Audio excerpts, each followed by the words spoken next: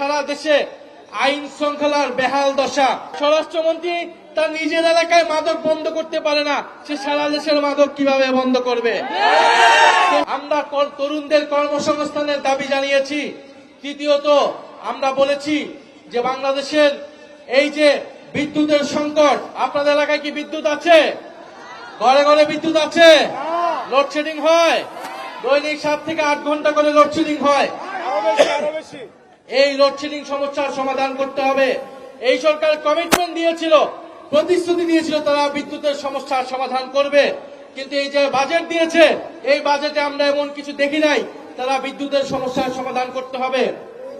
ফলে অবশ্যই ঘরে ঘরে বিদ্যুৎ দিতে হবে এবং দ্রব্যমূল্যের নিয়ন্ত্রণ করতে হবে, মানুষের নিয়ন্ত্রণের অধীনে আনতে হবে।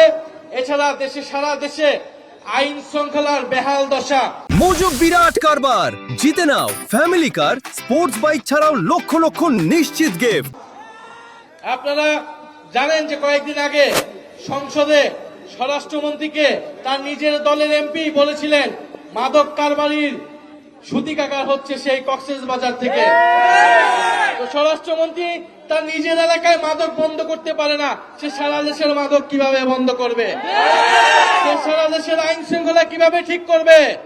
ফলে এই যে কালীগঞ্জে মাদক কারবারি আছে কি নাই? আছে। প্রত্যেকটা জেলায় উপজেলায় মাদক কারবারি দিয়ে ভরপুর হয়েছে। ফলে স্বরাষ্ট্রমন্ত্রীকে বলবো কক্সবাজারে মাদক বন্ধ করুন এবং সারা বাংলাদেশের সকল জায়গায় মাদক কারবারি বন্ধ করুন এবং দেশের আইন শৃঙ্খলা নিশ্চিত করুন। এবং